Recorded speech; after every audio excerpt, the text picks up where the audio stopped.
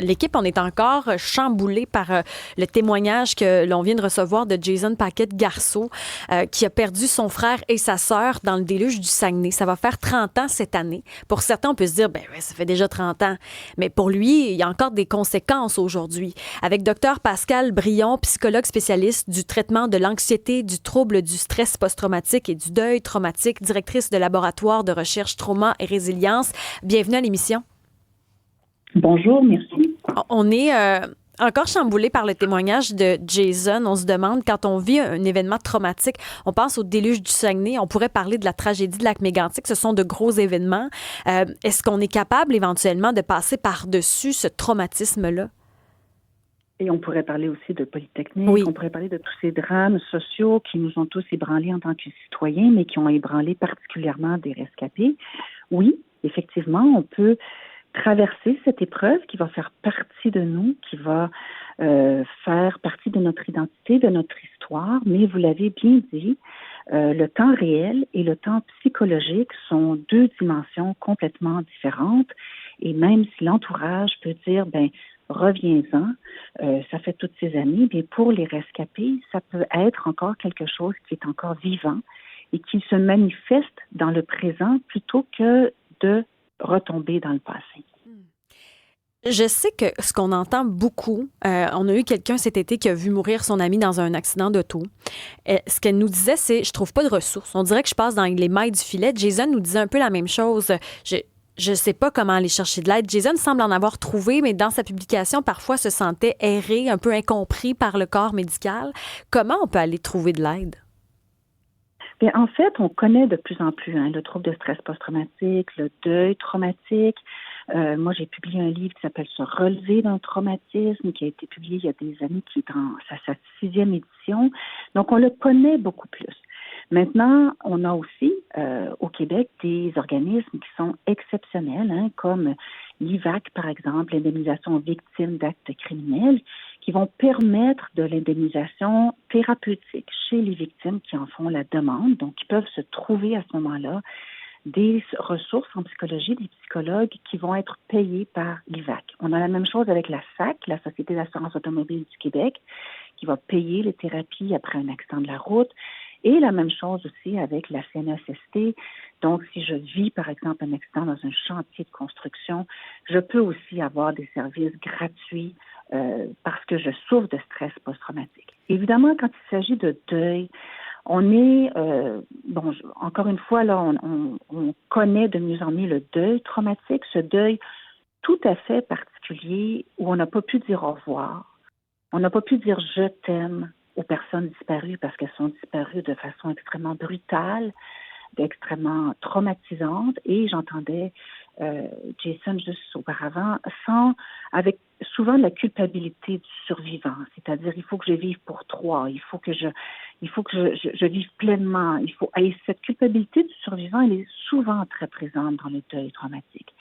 Et là, bien, à ce moment-là, il faut davantage aller vers des spécialistes, psychologues, qui connaissent ce genre de deuil pour recevoir une aide spécialisée. Est-ce qu'il en existe? Parce que moi, j'ai été surprise. Je suis allée sur le site du gouvernement du Québec.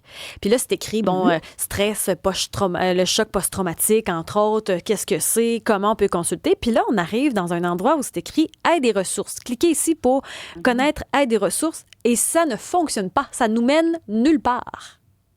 Oui, c'est vraiment. Il commence, j'imagine, à être mis en évidence, mais vous allez trouver si vous regardez, par exemple, sur le site de l'Ordre des psychologues du Québec, mais tous les psychologues du Québec sont organisés par spécialité, par langue parlée, par secteur d'activité, par approche thérapeutique, et donc ça permet davantage d'avoir des références, des ressources spécialisées, et on peut demander à ce moment-là d'avoir accès à des ressources spécialisées en stress post-traumatique dans ma région. Maintenant, ce que j'ai entendu dans le dernier témoignage est très touchant et est très réel, et il y avait une dimension très intéressante qui va aussi répondre à votre question, c'est-à dire la santé mentale chez les hommes. Nous, au laboratoire Trauma et Résilience de l'UQAM, on a mené des recherches spécialisées sur comment se manifeste le stress post-traumatique chez les hommes en particulier. Et depuis quelques années, les hommes commencent à consulter. Ce qui fait en sorte que ben, il y a beaucoup, beaucoup de demandes dans le réseau. Il y a encore, évidemment, des psychologues qui ont de la place, des psychiatres qui ont de la place, des psychothérapeutes qui ont de la disponibilité, mais je vous dirais qu'effectivement, la demande est forte, parce qu'on a démocratisé la psychothérapie et parce que, bien, les patients désirent avoir ces soins. On a beaucoup moins de tabous qu'autrefois. Et donc, dans votre question, il y a vers qui se tourner, mais est-ce que ces spécialistes ont aussi de la disponibilité? Il faut savoir que on reçoit énormément de demandes parce qu'effectivement, les hommes font beaucoup plus appel aux soins de psychothérapie qu'autrefois.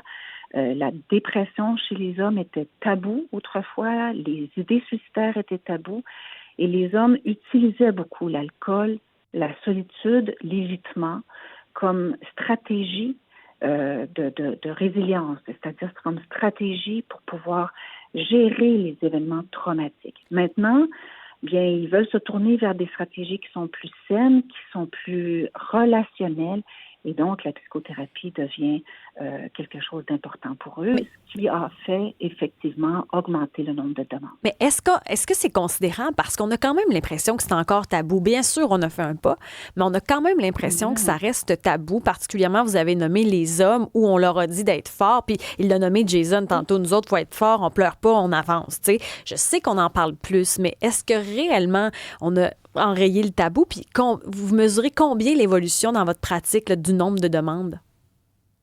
Ah bien, elle est vraiment très significative. Maintenant, vous avez tout à fait raison. Il y a encore des tabous, c'est-à-dire que les hommes veulent consulter, mais ont encore beaucoup de difficultés à en parler. Faut mentionner effectivement que tous les réseaux sociaux qui mettent en évidence une espèce de bien-être, bonheur, beauté idéalisée, renforcent les sentiments de comparaison. Et les données montrent que le contact avec ces réseaux encourage le découragement, une baisse d'estime de soi. Donc, c'est comme si on a encore à travailler pour mettre une place à la détresse dans notre société, à mettre en évidence qu'elle fait partie de la vie et à mettre en évidence aussi, vous l'avez très bien mentionné tout à l'heure, que le soutien social s'érode et au fur et à mesure des semaines, lorsqu'on a vécu un deuil traumatique ou un événement traumatique. En fait, les données montrent que le soutien social dure 3 mois suite à un événement traumatique. Dans les 3 mois, quelqu'un qui a perdu des êtres chers dans des circonstances tragiques va recevoir de l'aide. Les gens vont lui faire du pâté chinois, de la lasagne, vont apporter des bouquets, vont être présents. Et après 3 mois, ça devient, reviens-en. Mm-hmm. Et pourtant, pour la personne qui souffre, bien, 3 mois, c'est très peu. Et donc, le message aussi à envoyer, c'est restons présents pour les gens qui sont endeuillés, pour les gens qui sont traumatisés. Ça se passe dans la durée. Et oui, tout à fait, tournons-nous vers des stratégies qui sont beaucoup plus saines que ce qu'on utilisait autrefois. C'est-à-dire que c'était invisibilisé. Beaucoup d'hommes, on dit que 50% des hommes qui souffrent de ce trouble de stress post-traumatique utilisent l'alcool pour gérer les reviviscences, pour gérer les flashbacks, pour gérer l'anxiété, pour gérer la tristesse qui est conséquente au trauma. Et donc, évidemment, si j'utilise l'alcool pour pouvoir m'apaiser, bien, je vais renforcer non seulement le symptôme post-traumatique, mais je vais renforcer aussi sur la messagerie texte, on a des réactions. Il y a quelqu'un qui nous dit « L'intelligence artificielle conversationnelle peut aider certaines personnes. Ce serait important que les gens connaissent ces ressources. » Qu'est-ce que vous pensez justement de l'intelligence artificielle dans ce cas-ci? Bien, nous, on est très, très prudents par rapport à l'intelligence artificielle en psychothérapie parce que vous savez que pour devenir psychologue, ça prend 9 ans d'université, 10 ans d'université.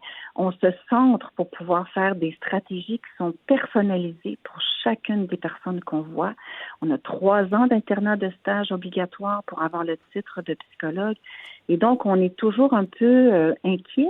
Et on reçoit quelquefois des patients qui nous disent « J'ai utilisé ChatGPT qui m'a dit telle chose et on ne peut pas s'empêcher de rouler des yeux. » C'est vrai? Ah oui, vous roulez des yeux sur les conseils? Oui, on se dit « Oulala, c'est sûr que les algorithmes qui donnent des conseils qui sont tirés de différents sites, c'est comme ça que fonctionne l'intelligence artificielle, ça peut avoir une portée positive, c'est-à-dire vous devez plus dormir, vous devez éviter de boire de l'alcool, mais c'est autre chose que de faire une psychothérapie qui pourrait être plus en profondeur.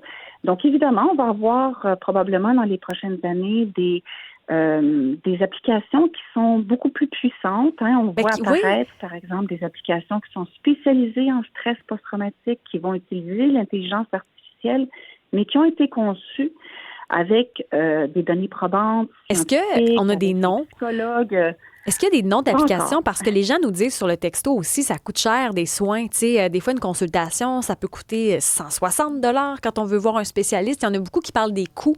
Je me dis peut-être qu'éventuellement, les applications dont vous parlez vont pouvoir nous aider. Je sais également que vos livres peuvent nous aider. Vous avez plusieurs livres. Quand la mort est traumatique, se relever d'un traumatisme ou encore comment aider les victimes souffrant de stress post-traumatique. Parce que pour l'entourage aussi, des fois, on n'est pas mal intentionné, mais on ne sait pas trop quoi faire. Des fois, on évite le sujet parce qu'on ne veut pas commettre d'impair, mais dans le fond, c'est pas mieux.